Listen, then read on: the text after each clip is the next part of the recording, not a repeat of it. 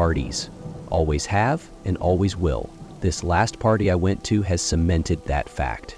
I was always the quiet kid in high school, and not much changed when I entered college. I kept to myself most of the time, only interacting with others during group projects. I would have been completely fine with being the quiet loner for all of college life too. However, my roommate couldn't help but stick her nose in where it didn't belong. "Hey Willow, wanna go to a party?" my roommate asked one night as I was reading a book on my bed. "The nearby frat's throwing a party tonight." I looked at her with a deadpan gaze. Do you really need an answer to that question? My roommate rolled her eyes.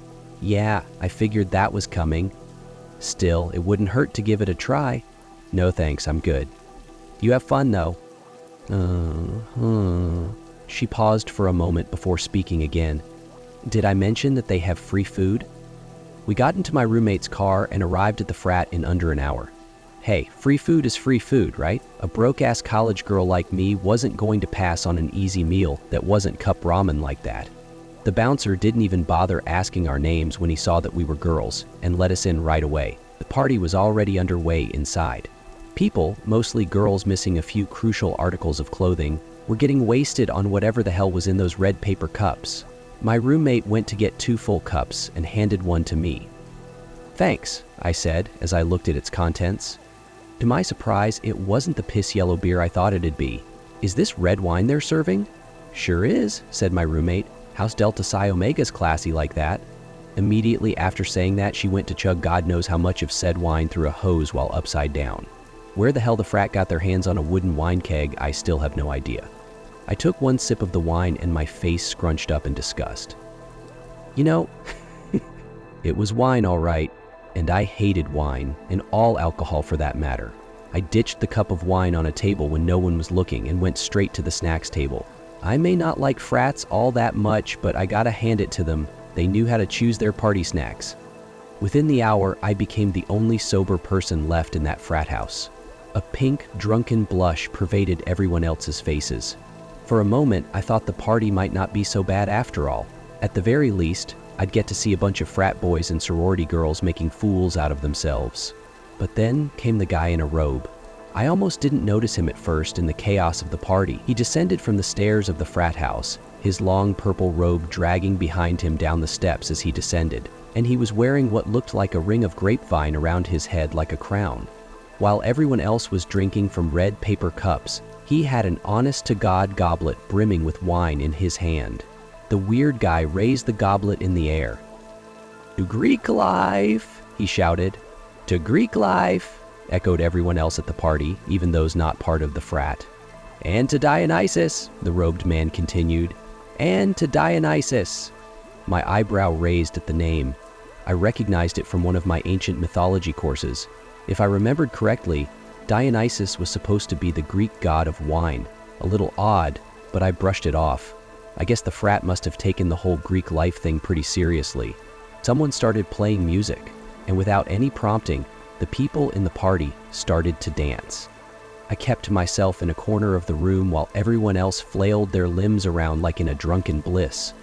The dance went on for hours, or at least felt like hours to me. The disorganized dancing formed into a cohesive ring of people dancing next to each other, hand in hand, without a care in the world. The dance all surrounded one person, the guy in the purple robe, who looked on approvingly.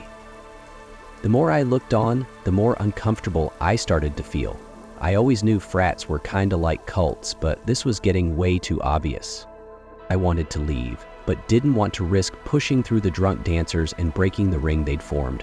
Something about the looks of crazed ecstasy in their eyes told me that they wouldn't take too kindly to being interrupted. I was literally saved by the bell when someone rang the doorbell. "Pizza delivery!" yelled the pizza guy from the other side of the door.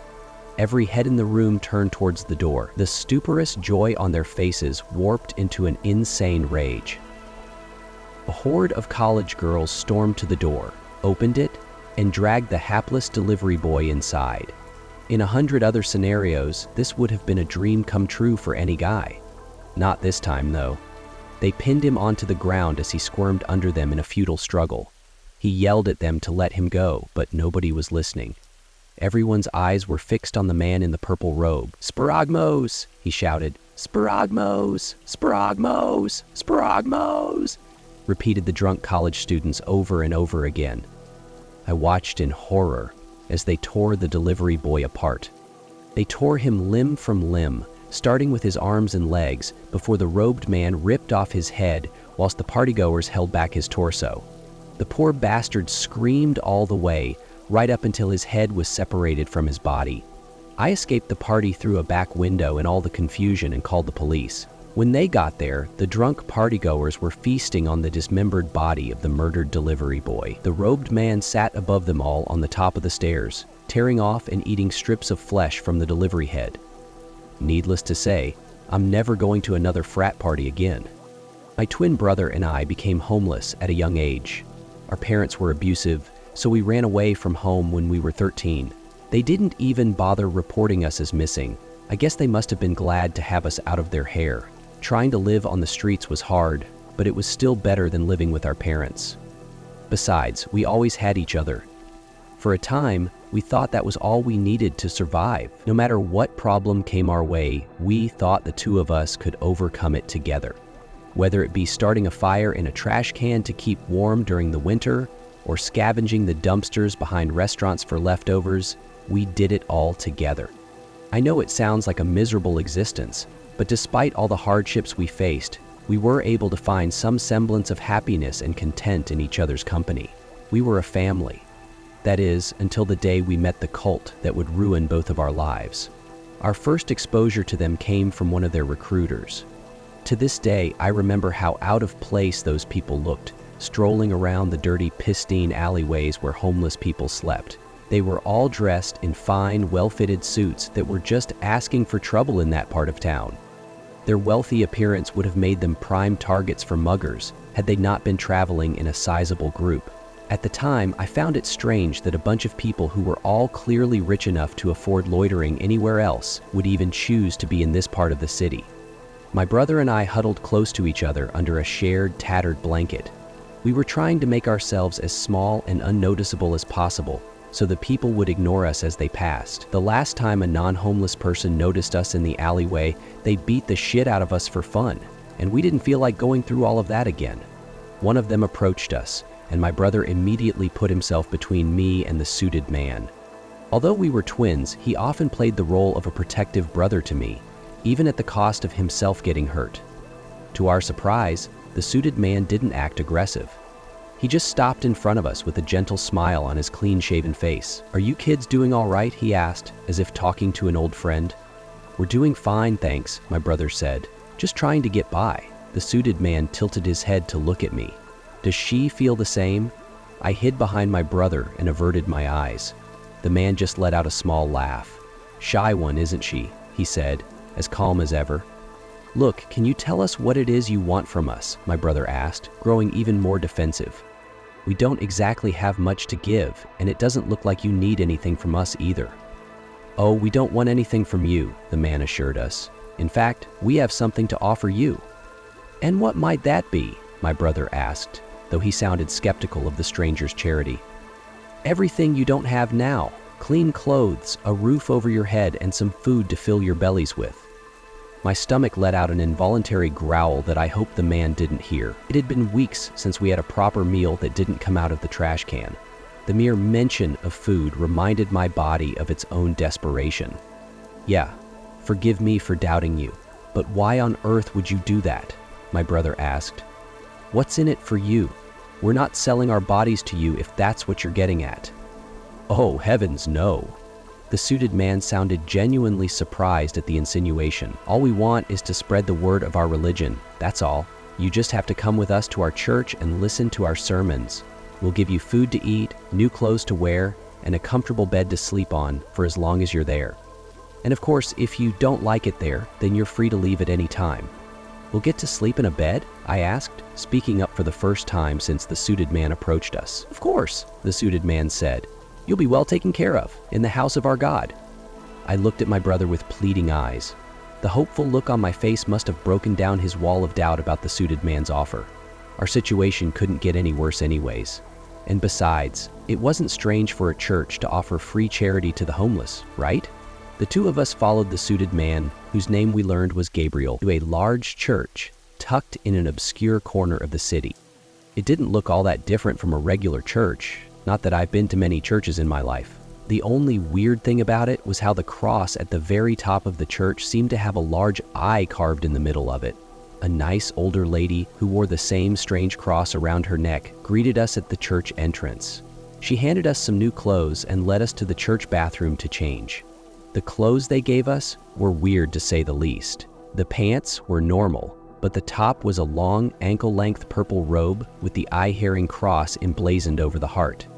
Literal beggars like us couldn't be choosers though. So my brother and I both changed into them and took a seat in the church pew alongside dozens of other people dressed in the exact same purple robe. A man started distributing sandwiches and bottles of water to everyone seated.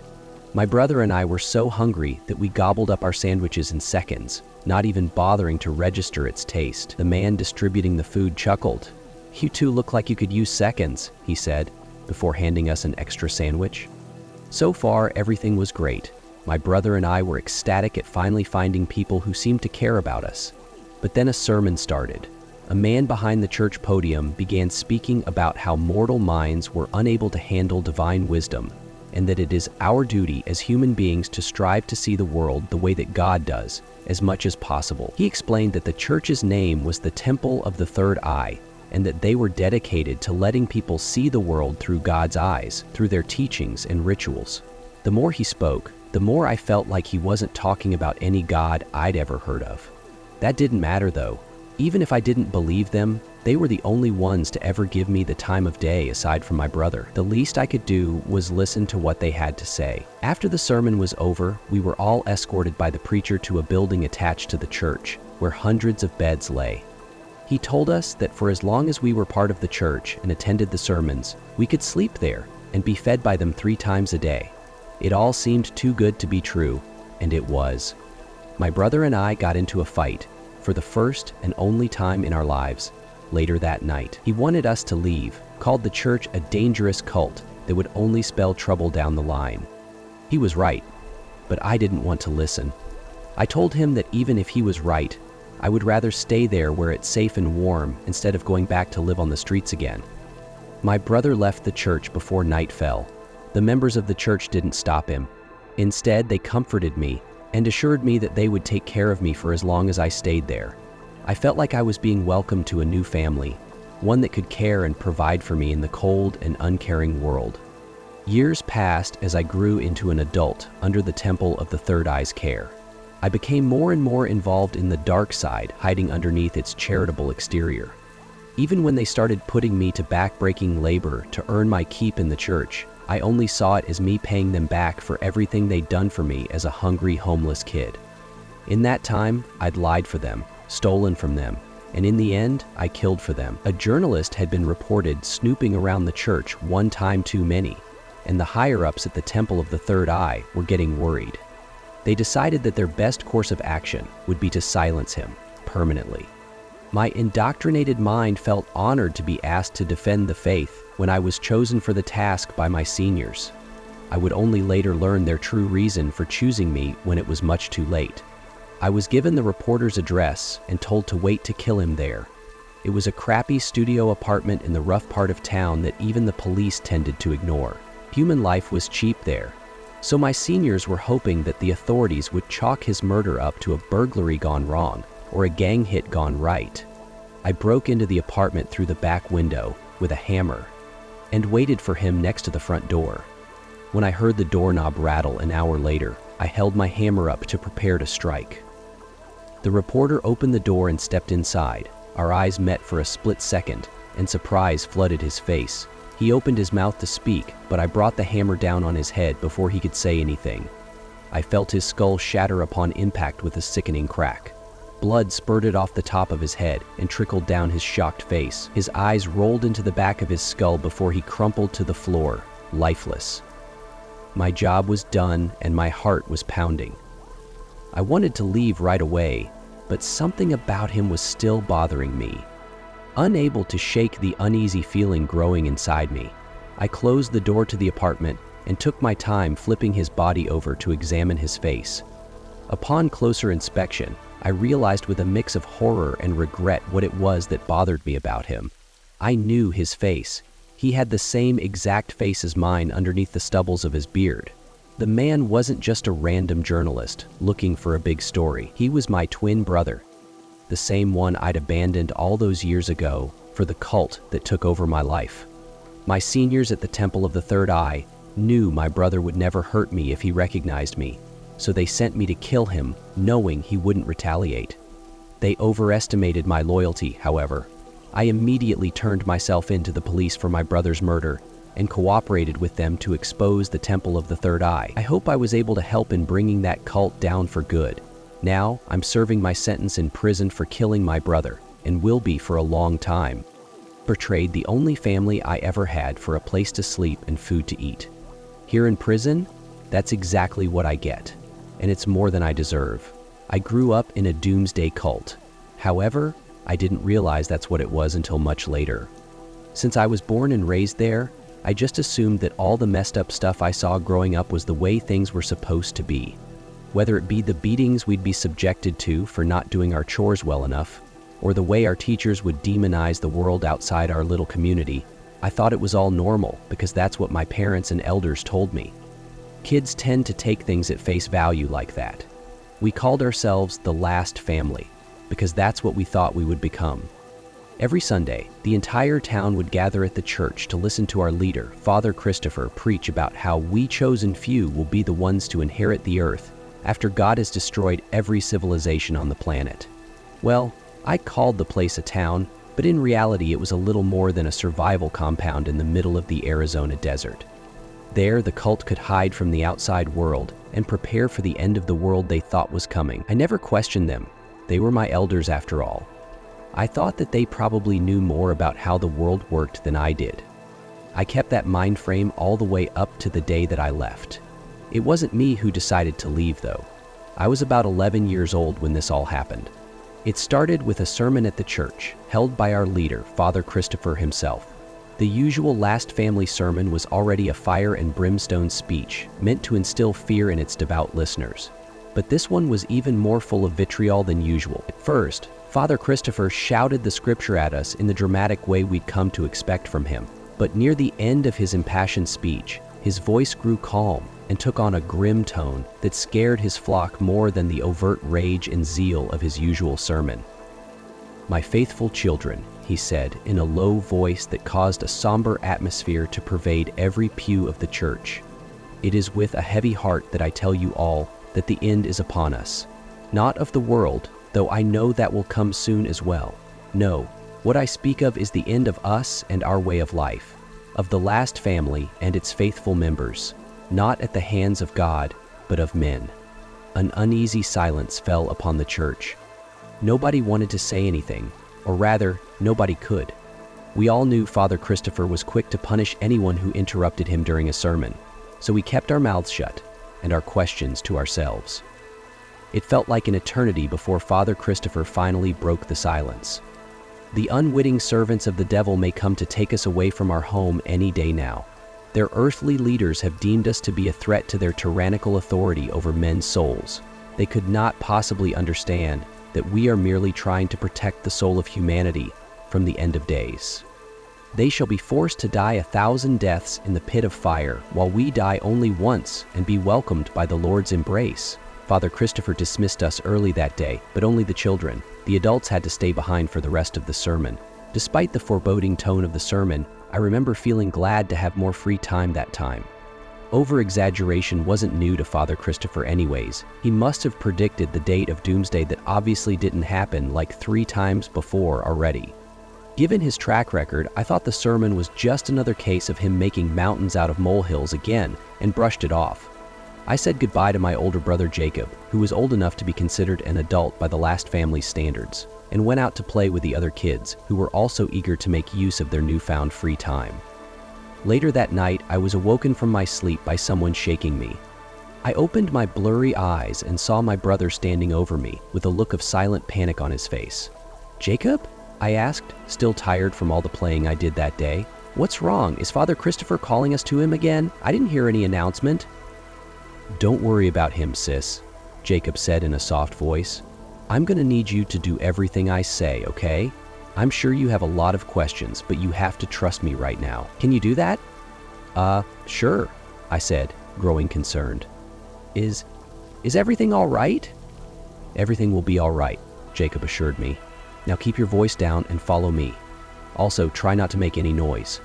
Jacob held me by the hand and led me out of the communal sleeping area I shared with over a dozen other kids in the compound. I couldn't see very well in the pitch darkness, but Jacob didn't seem to have any trouble guiding me. I guessed he must have allowed his eyes to adjust to the dark already.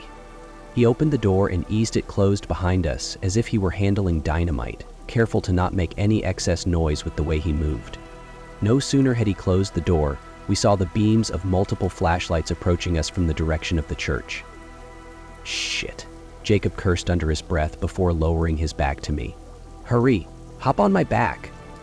I was confused, but did as I was told and kept quiet. I could feel his heart beating out of his chest as he carried me on his back through the compound, like a thief in the night. I'm sure my own heart must have been racing as well. Jacob only let me down once we reached the border of our compound, marked by a tall, barbed wire fence. He pushed aside a tall bush on the fence, revealing a large gap in the wire, wide enough to fit a person through. He squeezed himself through to the other side before turning to look at me. "Follow me," Jacob said in a hushed whisper. "Hurry." At that, I hesitated. Up until that very moment, the compound had been my whole world, and everyone there had warned me about the outside world. Just taking a step beyond that fence felt like stepping into the lion's den. I thought God might strike me down where I stood the moment I set foot on the other side. "Please, sis," Jacob pleaded. "I don't want to leave you here." It was the desperate look in my brother's eyes that finally got me to follow him. He led me to a truck parked just outside the compound. The high-ranking members, who could come and go as they pleased, often used it to do supply runs outside the compound. I don't know how Jacob got his hands on its keys, but at that point, I didn't bother to ask. He drove us far away from the compound at full speed. I watched through the back window of the car as everything I've ever known grew smaller and smaller before disappearing in the distance. We eventually made it to what I would later learn was called a hotel. My brother rented us a room and told me to wait in it, with the door locked until he got back from the police station. I didn't waste any time playing around all the new things I'd never seen before in the hotel room. Among those things were the television. I pressed the biggest button on the TV and jumped back when the screen lit up with moving pictures. I would have been delighted at the new discovery if it wasn't for what these moving pictures showed me. The channel was tuned to the news, in which the reporter was covering a massacre, complete with live footage at a place I recognized. It was the compound I'd just left, my old home. They showed the communal sleeping area where I myself was asleep only a few hours before. The kids on the beds, people I knew and grew up with, lay lifeless in sheets stained by their own blood. Their expressions were frozen in a silent, eternal scream. Blood poured from large slits on their throats. At the foot of their beds were the bodies of the adults, their parents and guardians of the kids. The adults all had knives sticking out of their chests, with their cold, dead hands still gripping the handle. The reporter explained that the adult members of the last family had smothered and slit the throats of their children before taking their own lives with the very same knives. They had all decided that it was better to die with their children than be separated from them once the authorities came to inspect the compound. All except one. To this day, I can't thank my brother enough for bringing me away from that cult. I intend to make the best out of this new life he's given me. I was part of a fundamentalist Christian cult known as ATI or IBLP. Fairly recent scandals have hit the news about the cult leader Bill Gothard, when over 50 women came forward with allegations that he sexually harassed them. But that's only scratching the surface. Let me tell you my scariest experience. And just keep in mind, I'm far from the only one. First off, throughout my childhood, my father and sisters abused me sexually. Since the cult taught a strict familial hierarchy, with the father being the top dog, and then the mother, and then the children in order of birth, I was the youngest, and so at the bottom of the totem pole. My father would twist Bible verses to justify rape, death threats, and more. Because ATI is a homeschool cult, It was really easy to cover up the abuse from any prying eyes. My home was essentially a prison for 11 years until my father died of a massive heart attack. Fast forward 2 years. I'm 13 with a mother who's frantically fixated on me being a troubled child because 1, I dared to resist my father's advances and argue against the abuse I was suffering, gaining me the reputation of being rebellious. 2, I'm severely depressed because I am a freaking rape victim, but depression is considered a sin. And 3, I asked too many questions as to why we believed the things we did. Needless to say, you don't ask questions. So, she calls some cult members here and there, pulls some strings, and long story short, she gets me placed in a secretive program called the Log Cabin Program. They tell her very few details about it, and she tells me even less. All I know is I'm about to move to Oklahoma for a while, to be fixed by nice counselors because I'm a dirty sinner. Wednesday, July 11th, 2001, dropped off at a lockdown compound in the middle of nowhere, near Skiatook, Oklahoma, called Eagle Spring Training Center. For appearance sake, they pose as a residential child care facility. This means my mother literally signs over custody of me, her own child, to a bunch of strangers in a compound in the middle of nowhere, and leaves me there and goes back home, far away. They assure her I'm in good hands. For the next 2 years, I'm brainwashed, starved, sleep-deprived, threatened with a shotgun, punished, humiliated, interrogated, and terrorized. I lost 40 pounds in the first month or 2. They took me off of my medications, believing it was wrong to take them. I went cold turkey. I exhibited severe symptoms of withdrawal, and they go ignored. I'm worked grueling hours, sent on aimless hikes and marches, scrubbing floors on my hands and knees until my knuckles are cracked and bleeding from the bleach. Punished with hard labor until I'm near fainting. Oh, they had such fun coming up with new and strange punishments, and they used the word punishment to imply that we deserved it, when in fact they are instructed specifically to break the student's will, whatever it takes. One such punishment was a forced vow of silence. You were told to never speak for days or maybe even weeks on end. If you do, you are punished further. I was given tasks that were designed to fail, for example, extremely short time limits on difficult tasks. This was all in order to be punished and humiliated further. I was forced to grovel and confess humiliating sins, existent or not, in front of 30 or so members in the compound. I was given spoiled, undercooked foods, and even chemically treated water that burned my throat and left me horribly sick. I was placed in solitary confinement for 2.5 weeks while they bled music to torture me. The song lyrics went, "Trust in the Lord, He makes no mistakes. He knoweth the end of each path we take, for when I am tried and purified, I shall come forth as gold." Basically, it was a blatant message.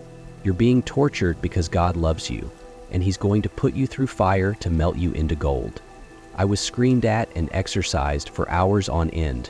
I had no privacy. Even going to the bathroom, they would stand outside the door, and no one ever got to sign a paper without her. The only thing I had to do was scream at the poor soldier that was standing in front of me. I could go on and on and on. After all, I was there for 2 years. The scariest part of all of this is that I am far from the only one. The Log Cabin program was run in Oklahoma, and I believe an alternate version for Russian orphans was done elsewhere, either in Indiana or Illinois. All of these programs secretly tortured and brainwashed children and teenagers. Many of them were so-called delinquents who were ordered by judges to be shipped to these compounds and held against their wills. This runs very deep.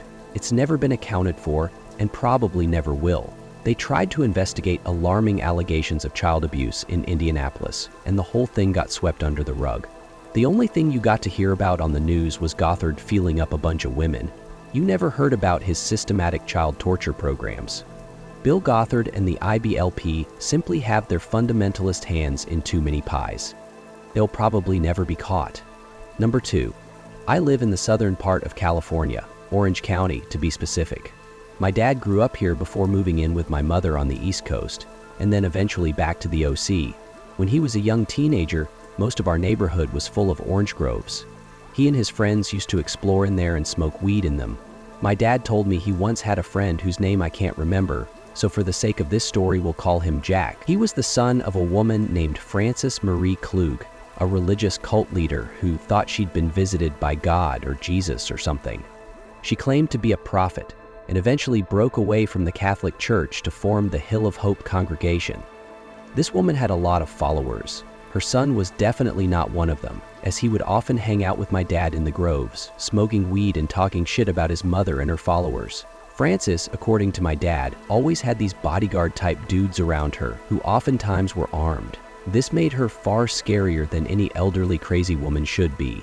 They'd go looking for Jack, forcing him sometimes to hide in the groves. The Hill of Hope eventually created a fort of some kind in Carbon Canyon.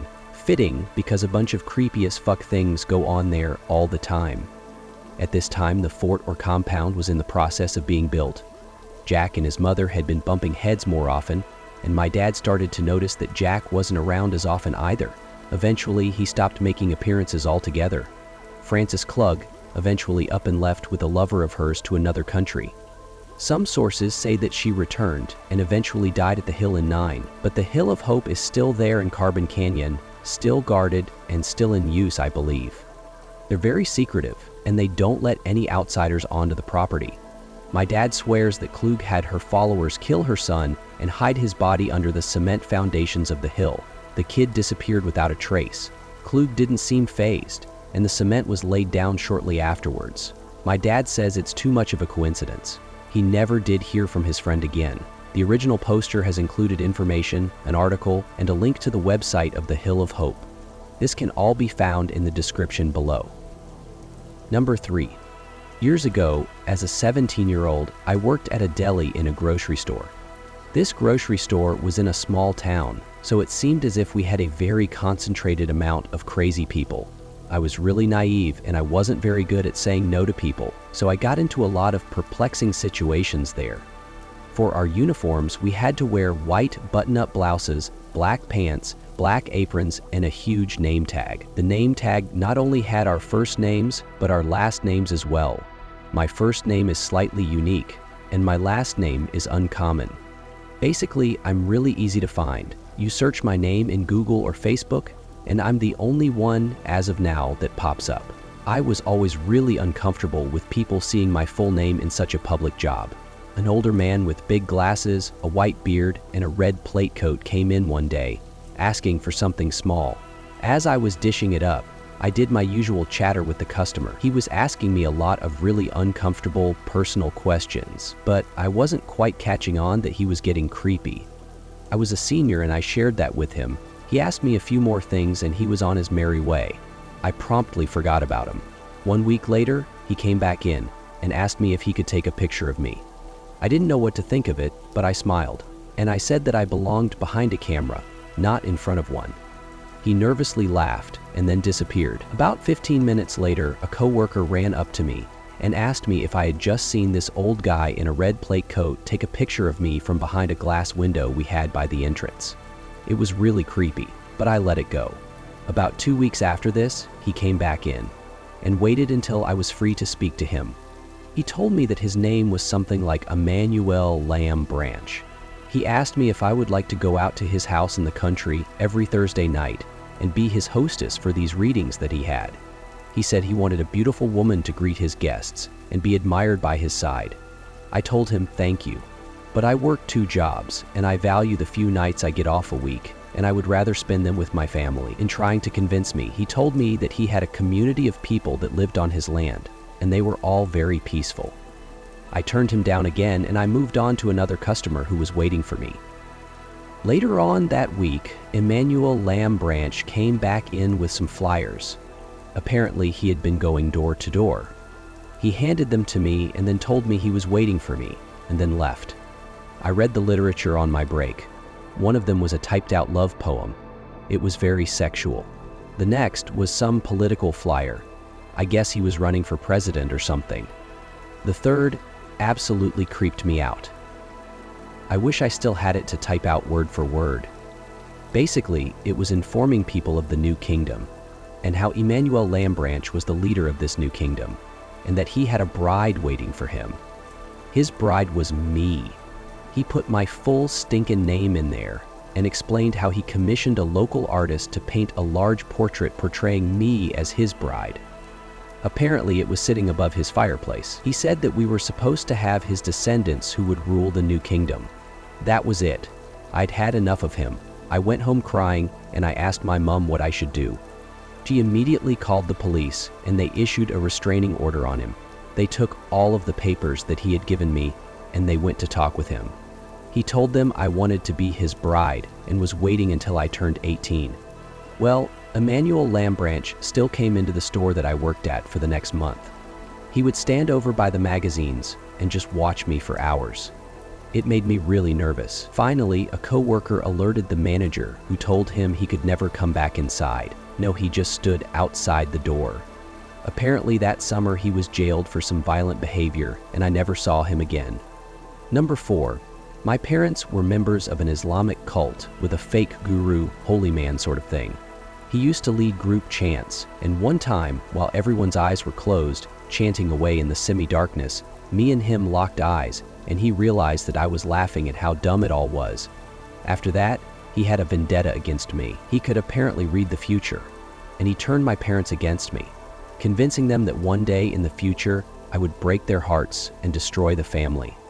Because they were so invested in him, they started to believe it, and they treated me, a 13-year-old boy, as if I had already committed this unspeakable act. After this, he made my parents focus on my older brother more than me, lavishing him with expensive gifts, such as Gucci watches, a brand new Mitsubishi Jeep with a private plate before he even passed his driver's test, and experiences like executive box seats to major sporting events up and down the country, plus more.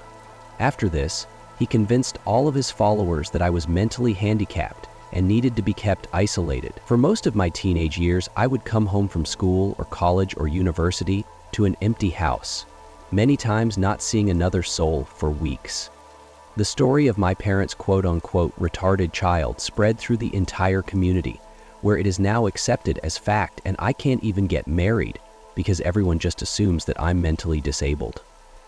After this, he bankrupted my parents and my family, making them pay all of his bills and expenses, and rewarding them with prayers. Through a too complicated to go into now chain of events, I was given the responsibility to become a full-time parent to my 2-year-old female cousin. So he convinced everybody that I was a pedophile and molesting the baby, so that I couldn't be left alone with her. He convinced my parents that I was their enemy, and that his sons were their real sons, and to ignore my entire life. To this day, I have never once been able to have a heart-to-heart talk with either of my parents. I've been working for 6 years now, and they don't even know what I do. They're only interested in what day I get paid. There's been more done to me than this short amount, but I just want to say that I'm a better man than anyone has ever understood, and I forgive my parents now that that bastard has been dragged to hell. The most disturbing thing about this cult is that there are millions of holy men like this all over the world. The second most disturbing thing is how easy they find it to gather followers who believe that they are divinely powered individuals through nothing more than cheap parlor tricks, vague prophecies, and unprovable claims, like the time he'd visited Jupiter via spirit travel. If anybody is hearing this who is going through something similar, all I can say is that your family is ill. If they were of sound mind, they wouldn't be doing these things. This was true before Paul left, and we've both been since it started. Be kind, be good, be better than them. Peace. Hi guys, Lazy here, and thank you very much for listening. I think that cults are a really interesting topic actually. The way that a handful of people, or sometimes even just one individual, are able to effectively control others. Sort of like brainwashing, I suppose, promising them eternal salvation or whatever in return for their complete and utter loyalty, when we all really know that the only true salvation comes from subscribing to this channel and watching all of my videos religiously. Stay spooky, and remember, the best things happen in the dark.